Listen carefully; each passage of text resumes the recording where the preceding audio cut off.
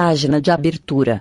Do livro Caminho, Verdade e Vida, psicografado por Francisco Cândido Xavier, pelo Espírito Emmanuel. Título da mensagem: Eu sou a videira, vós as varas. Jesus. João 15, 5. Jesus é o bem e o amor do princípio. Todas as noções generosas da humanidade nasceram de sua divina influenciação.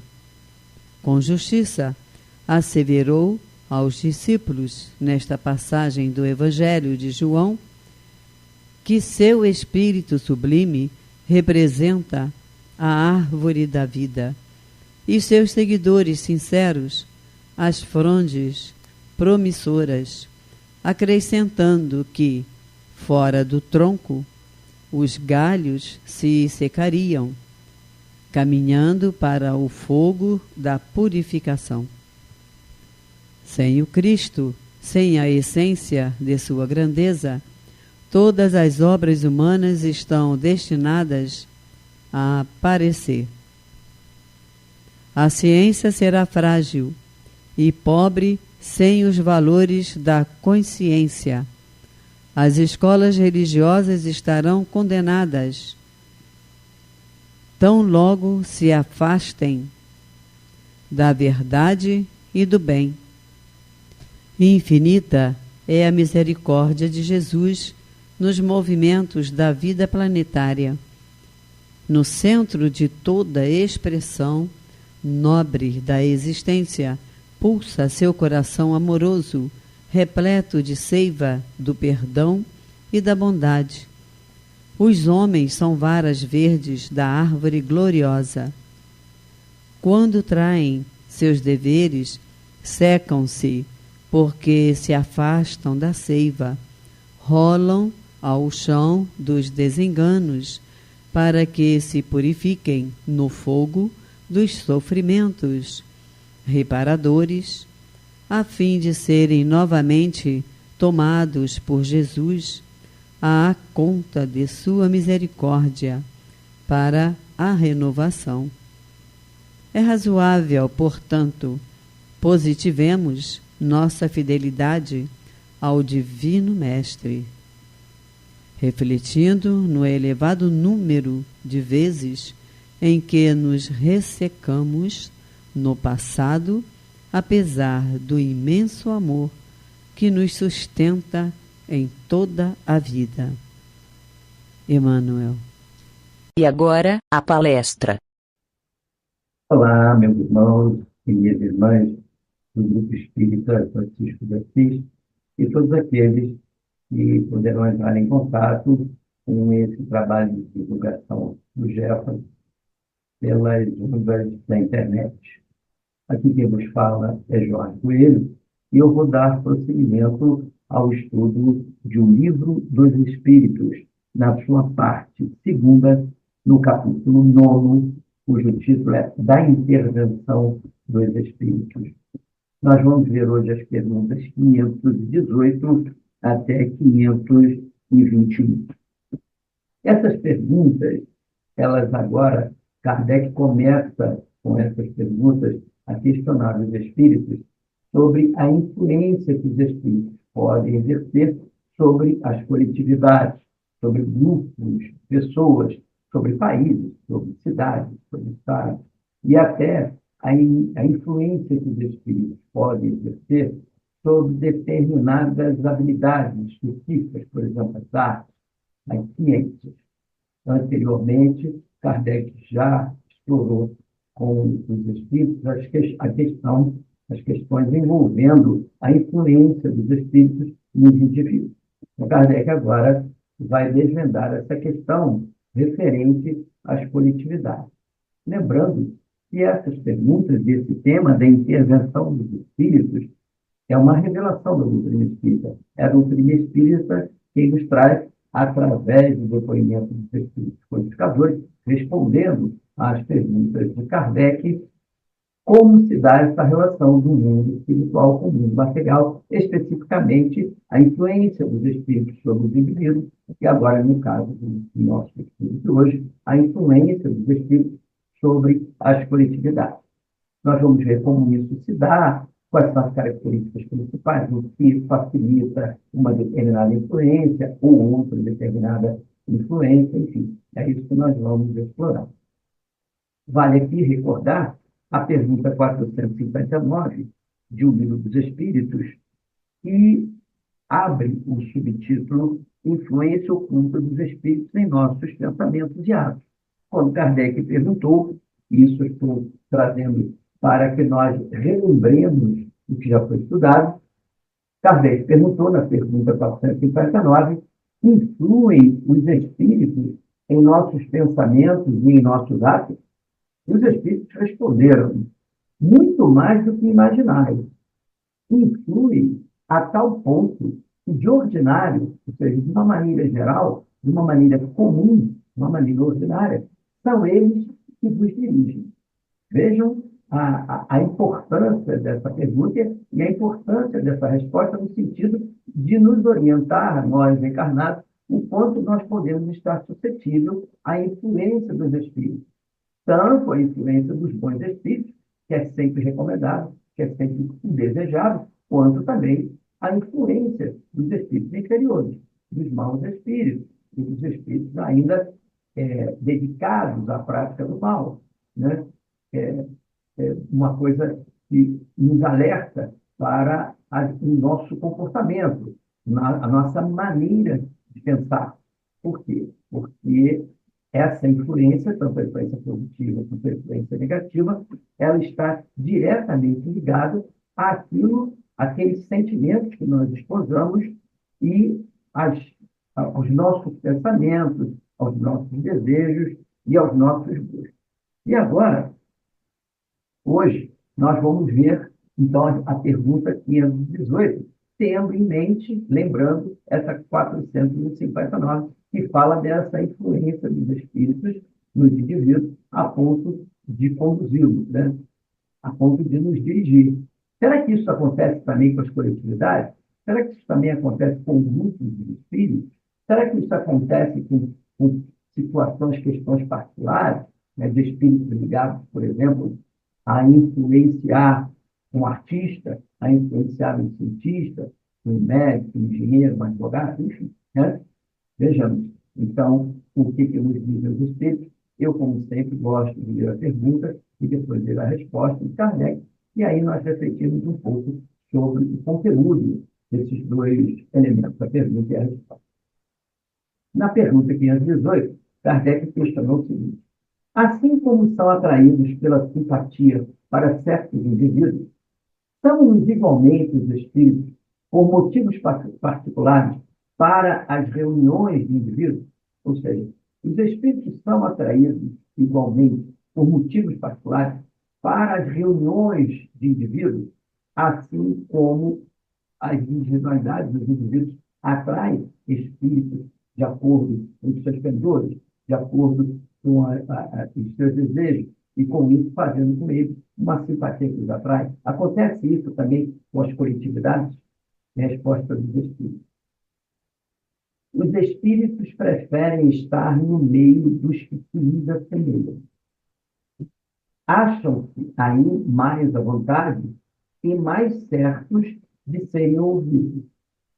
É pelas suas tendências que o homem atrai os espíritos, e isso quer esteja só, quer faça parte de um todo coletivo, como uma sociedade, uma cidade ou um povo. Portanto, as sociedades, as cidades e os povos são, de acordo com as paixões e o caráter neles predominantes, assistidos por espíritos mais ou menos elevados. Os espíritos imperfeitos se afastam dos que os referem. Segue-se o aperfeiçoamento moral das coletividades, como o dos indivíduos, tende a afastar os maus espíritos e a atrair os bons, e estimulam e alimentam nelas os sentimentos do bem, como outros lhes podem insuflar as paixões grosseiras. Por aqui nós podemos ver que nada diferente do que acontece com os indivíduos. Os mesmos princípios, os mesmos interesses e as mesmas circunstâncias que fazem com que os espíritos desencarnados se aproximem de um indivíduo são as mesmas que fazem com que os espíritos desencarnados, tanto os elevados quanto os menos elevados, se aproximem de uma coletividade. A coletividade, que traz em si bons sentimentos, bons pensamentos, os desejos do bem, repele os maus espíritos, ou se protege, ou cria uma barreira à influência dos espíritos inferiores, e atrai para si a influência dos bons espíritos, que, vinculados ao bem, estimulam a prática do bem por aqueles que têm essa tendência e que o desejam. Então, os espíritos aproveitam dessa disposição e do progresso já alcançado por aquela comunidade para auxiliá-los a crescer ainda mais e a prática do bem. Assim como as coletividades ainda pouco elevadas, ou que não exposem bons sentimentos, ou que tenham práticas ainda inferiores, muito materializadas, muito materialistas, ou muito, vamos dizer assim, muito inspirados ainda pelo egoísmo, pelo orgulho, pela vaidade, pela violência, vai atrair espíritos que estão nesta condição e vai atrapalhar, vai pôr obstáculos. Não que esses obstáculos não sejam insuperáveis pelos espíritos superiores, não, mas os espíritos superiores respeitam o nosso livre-arbítrio e eles não usam de violência para nos transformar. Então, os espíritos superiores que podem ajudar aquela coletividade e que estão ali, inclusive, muitos deles, com a missão de ajudar aquela coletividade, vão aguardar o momento oportuno. Por quê? Porque aquela coletividade não está auxiliando o trabalho deles, não se vincula ao bem, ainda está vinculado a projetos, a ideias, a pensamentos, a sentimentos muito materializados, muito materialistas e vinculados ainda ao egoísmo, ao orgulho, à vaidade e à violência. E aí, o império dos espíritos inferiores se faz. Mas, à medida que essa coletividade e os indivíduos forem se modificando, também se modifica qualitativamente essa coletividade. E aí, essa influência inferior pode ser minimizada e a influência dos espíritos superiores pode conseguir o seu império a favor daquela coletividade. Então, não é nada diferente do que acontece com os indivíduos. E essa questão, que até isso aqui é a dos espíritos, nos remete a uma questão muito interessante, né? Porque a gente percebe, a gente vê que, na realidade, não há locais pré-estabelecidos, determinados, circunscritos geograficamente, para que os espíritos fiquem.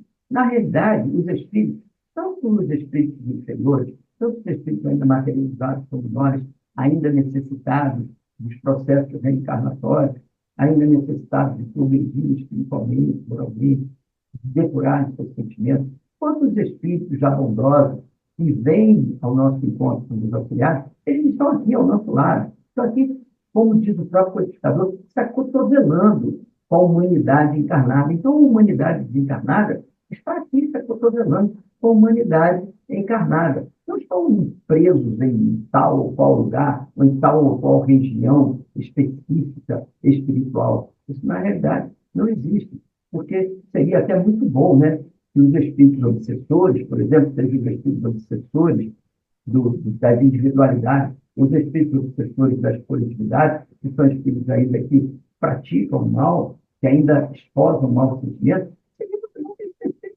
estivessem reclusos em alguma região do espaço, em algum lugar do espaço, e que não tivessem acesso aos pensamentos, não tivessem acesso aos sentimentos dos encarnados, para poderem conduzi-los, né, dirigi-los, como está lá na pergunta 459. Não, eles estão por aqui.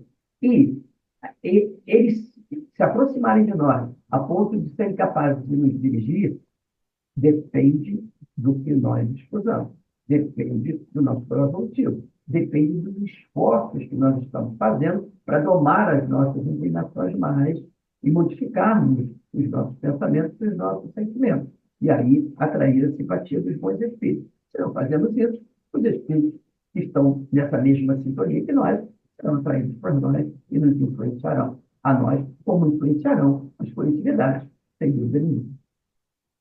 Pergunta 519.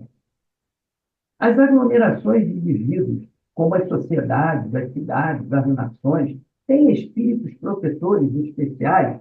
Uma pergunta interessante.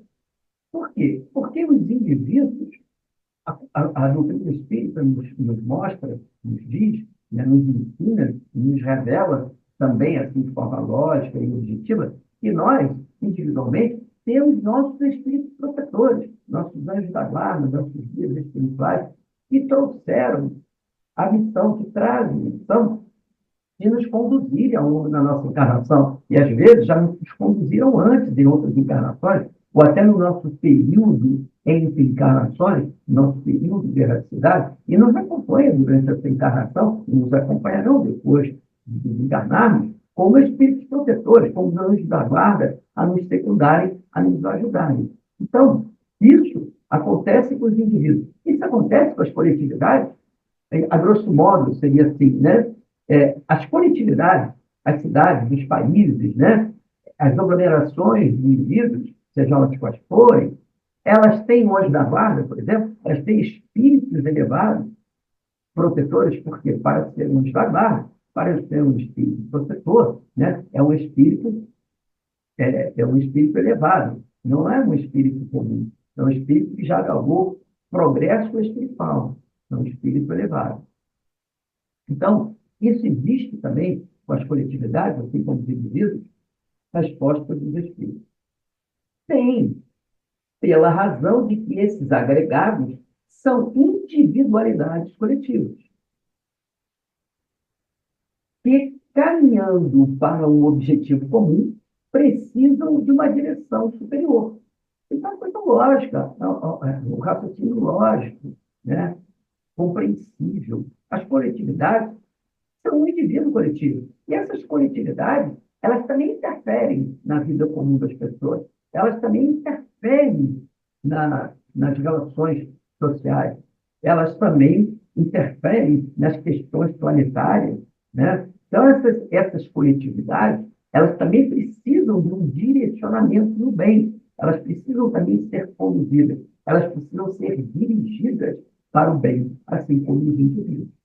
Porque tudo isso, nada na natureza, nada na vida espiritual está instante, né? Tudo tem seu encadeamento lógico, né? Tudo segue uma razão, uma lógica, uma razão de ser. Então, os indivíduos, individualmente, eles progridem, sim, mas as coletividades também, porque, na realidade, as coletividades, elas são o somatório das virtudes e das imperfeições dos indivíduos que a compõem, né? Então, essas individualidades também precisam ser direcionadas para o bem, também precisam de proteção, também precisam de amparo, sem que os espíritos derroguem qualquer lei natural. Eles vão fazer dentro do que é possível e dentro do que nós, encarnados, permitimos que se faça, né? Quando nos vinculamos ao bem ou não, né? Como já foi visto antes. Então, elas têm seus protetores. E a gente, né? A gente aqui dentro da nossa pouca compreensão, às vezes, ou até dentro mesmo das nossas questões culturais, né? A gente tem o hábito, todos os países têm, né? A maioria dos países, pelo menos, eles têm os seus protetores, né? Nós temos aqui a cidade do Rio de Janeiro, que é São Sebastião, a cidade de Niterói, onde atualmente eu moro, é São João, né?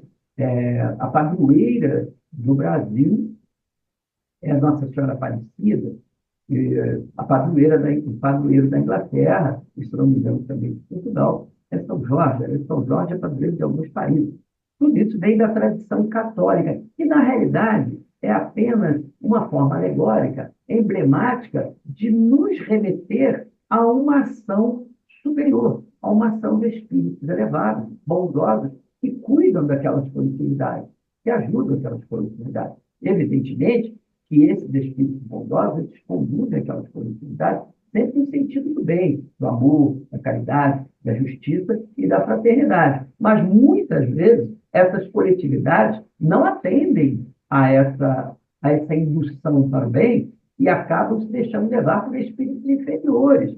E aí vem a produção das guerras, das perseguições, das invasões, das injustiças sociais, que acabam produzindo a fome, a miséria, as migrações, por exemplo, as pessoas têm que fugir do seu país por causa da perseguição, por causa da violência, por causa das ditaduras até. Né? Então, na realidade, esses países têm os seus mentores espirituais, têm os seus protetores, sim, que tentam reverter essa tendência coletiva, essa tendência da coletividade, né?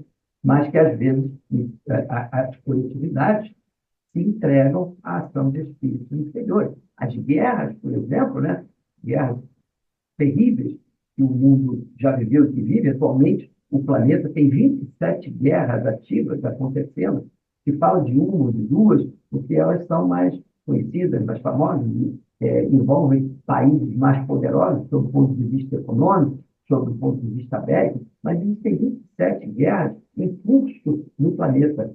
E essas guerras, podemos até, indo um pouco para o exagero, se vocês me permitem, elas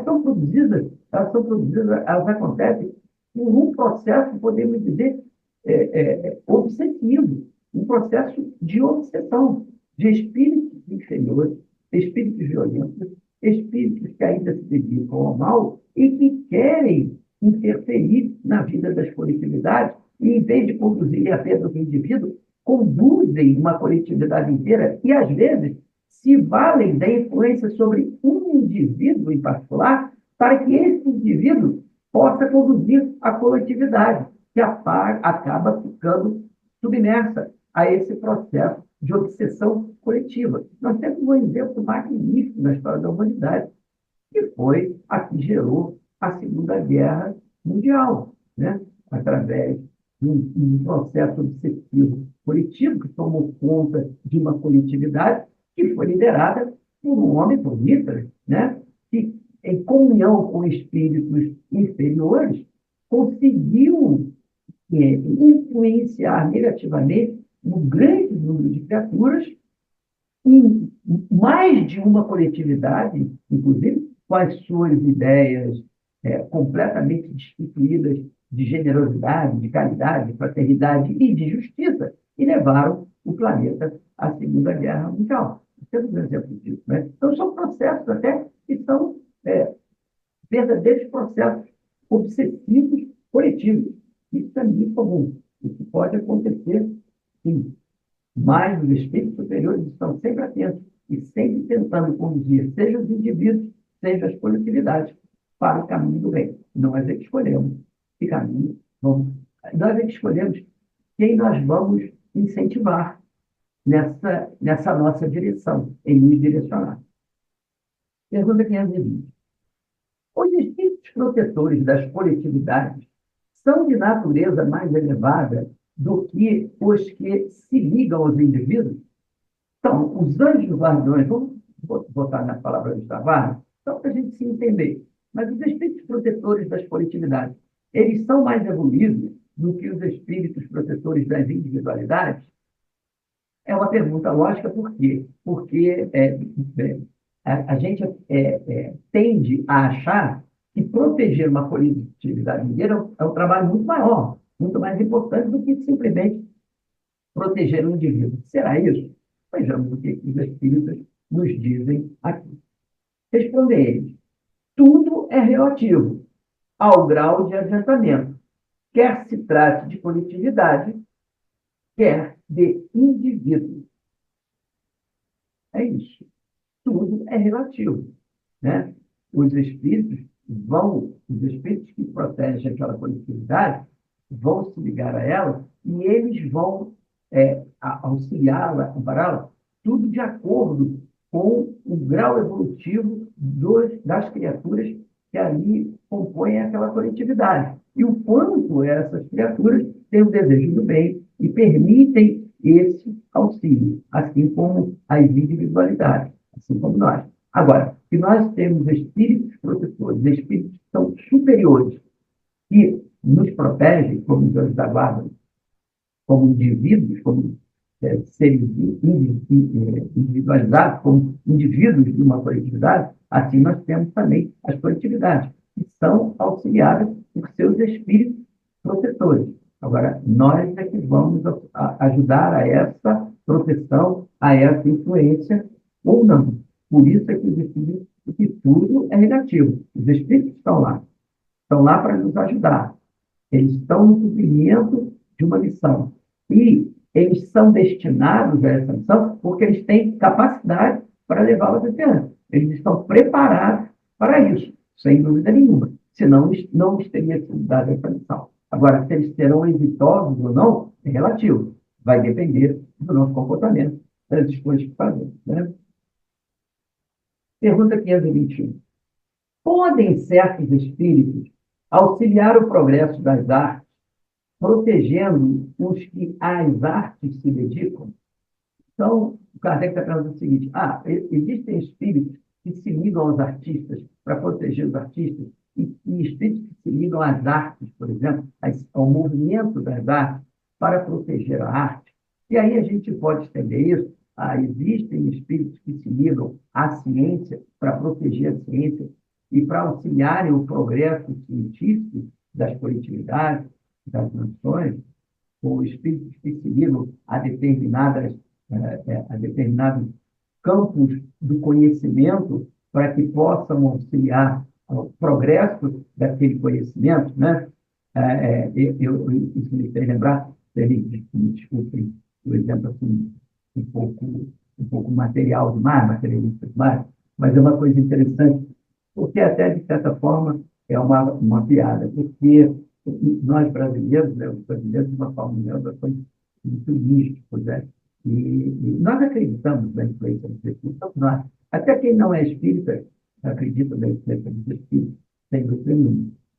Então, as pessoas consideravam, né, que os espíritos interferiam no futebol, no desempenho do time, no resultado do jogo, né? Porque o futebol é um jogo tão aleatório, tão submetido, né, a questões aleatórias, a questão da sorte, né, que é um jogo, e muitas vezes um time inferior pode ganhar um time que é muito melhor. Isso é uma característica do futebol. E as pessoas acham que, por isso, há uma interferência dos espíritos no resultado do jogo.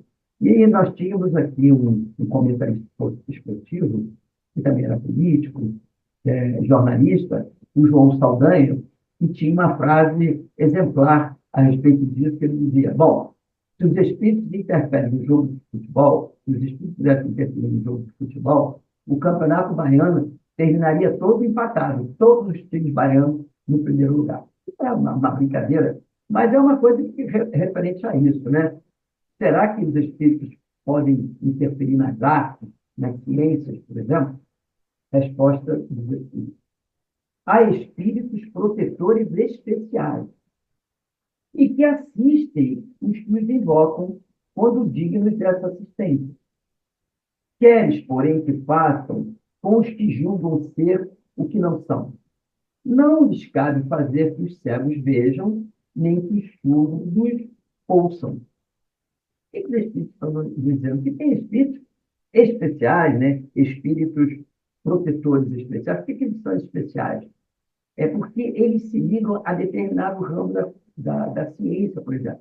Então, vamos dar um exemplo aqui. Um cientista que desencarnou, que desenvolveu projetos de pesquisa, enfim, desenvolveu vacinas, desenvolveu tratamentos para curar, né, para ajudar a humanidade a vencer as doenças. Esse cientista, ele desencarna e ele continua sendo um cientista, ele continua tendo aquele conhecimento, né? E é bem possível que ele, tendo que as suas disposições sejam as disposições do bem, né, sejam justas, e esse espírito tenha permissão, possa se ligar a determinado ramo do conhecimento, ou se ligar a determinados cientistas, por exemplo, que estão dando continuidade ao trabalho dele e que estão avançando nas pesquisas com as que ele trabalhava, ou que precisam avançar em algumas pesquisas que ele tem interesse em ajudar que avance para o bem da humanidade, sem dúvida nenhuma. Então, esses são esses espíritos especiais, espíritos ligados às artes também, né? Que podem, sim, influenciar outros artistas para poderem produzir arte, arte de boa qualidade, arte dando desenvolvimento àquela arte que ele próprio, quando estava encarnado, iniciou. Então, isso é muito lógico, é muito possível, porque o interesse do espírito pode ser o mesmo, né? E se ele tem o objetivo do bem, ele pode, sim, ter autorização para auxiliar quem está trabalhando naquela área, quem está atuando naquela área. E o que os Espíritos dizem é o seguinte: o que a gente pode fazer se as pessoas querem ficar cegas? E a razão disso é muito interessante. Por quê? Porque muitas vezes o orgulho e a vaidade dos cientistas e até dos artistas faz com que eles considerem que tudo aquilo vem efetivamente deles. Que aquilo tudo, todo aquele material que eles produzem, é apenas da sua própria inteligência, é apenas do conhecimento que ele adquiriu. E que esse conhecimento adquirido sobre o manejo da sua inteligência e da sua vontade chegou a determinado ponto, ou está desenvolvendo determinado progresso. Quando, na realidade, né, muitas vezes, isso é uma intuição, é uma inspiração, é uma ação de um espírito bondoso que dirige aquela criatura para aquele resultado. Mas o orgulho e a vaidade humana não permite que a criatura perceba isso. Até temos muitos cientistas, muitos médicos, inclusive, que até não me conhecem, que dizem que acreditam no auxílio dos dois espíritos e que até solicitam, pedem esse auxílio quando tem que fazer uma interferência importante, quando estão com um caso importante na mão, que possam encontrar uma saída, para que possam encontrar uma solução.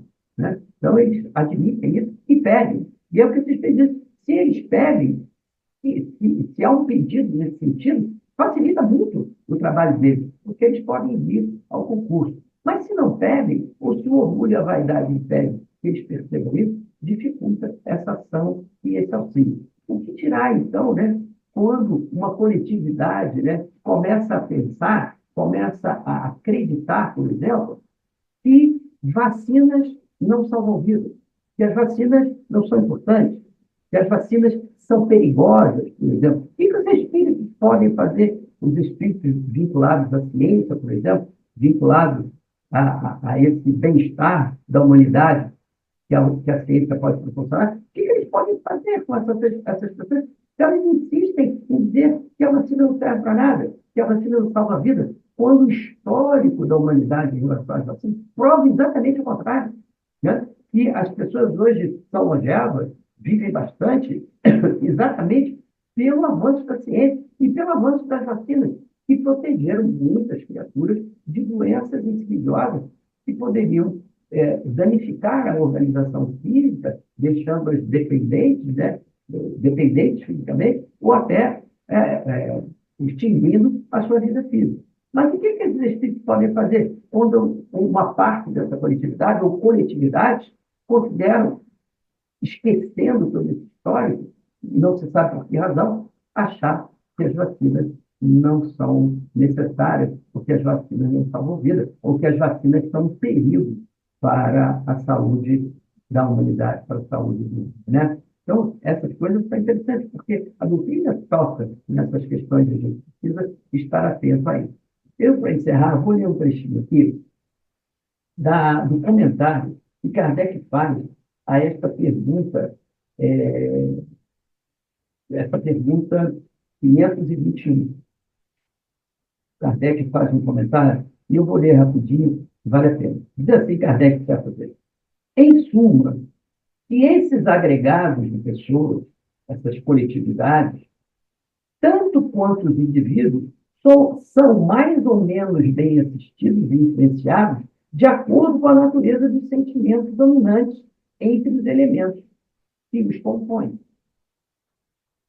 Claro, isso, objetivo, sem Não precisa ter nem grandes interpretações, né? E segue Kardec aqui no último parágrafo desse comentário. Os povos determinam a atração dos espíritos, os costumes, os hábitos, o caráter dominante e as leis. Olha que coisa interessante, as leis.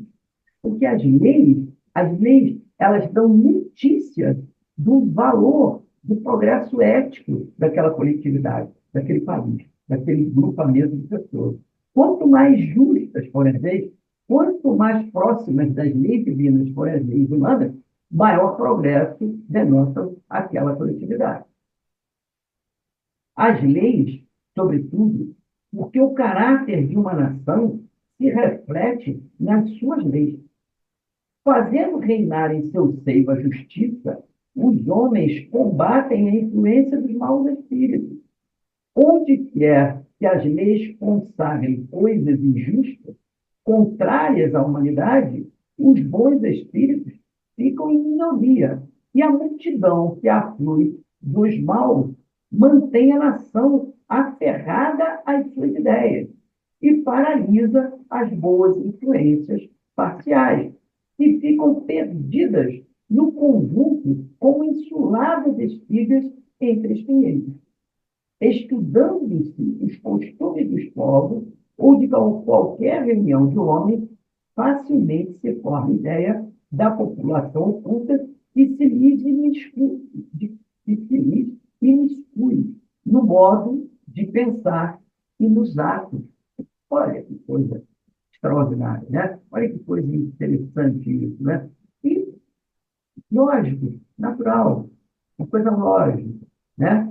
Os nossos sentimentos, os valores que nós disposamos, facilitam a ação dos bons espíritos, se esses valores, esses sentimentos são bons.